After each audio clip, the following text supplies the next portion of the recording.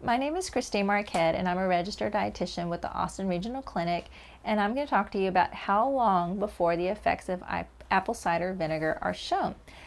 This is kind of a broad question. It really depends on what type of effect you're talking about. For example, apple cider vinegar does tend to be very tart, so that effect of feeling that tartness, that sourness, you might get that little look on your face, that's going to be immediate as soon as you taste it.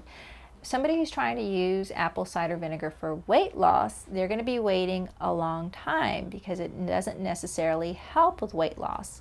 One of the studies that showed a modest effect took 4 weeks, and there was only a 2-pound weight loss at the end of those 4 weeks.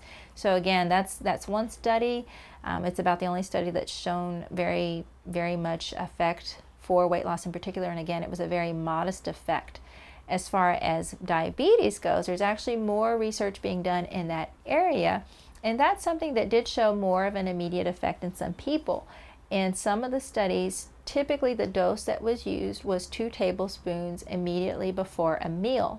And in these people, they did see a reduction in their blood glucose values after their meal as compared to the days that they ate a similar meal without the vinegar. So that was a fairly immediate reaction, just however long it took them to actually eat their particular meal. They waited 2 hours after, and then they tested their blood glucose, and it was a few points lower. I believe the drop was between 4 and 6% in the groups that have been studied.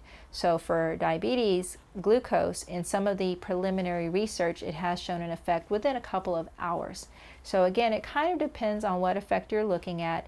And the other thing to keep in mind, for somebody, if you do have diabetes, you don't want to go out and try to treat yourself just using apple cider vinegar. Remember, these are very preliminary studies. There's only been a few done. There isn't enough actual hard evidence to go out and recommend using 2 tablespoons of apple cider vinegar to actually treat your diabetes.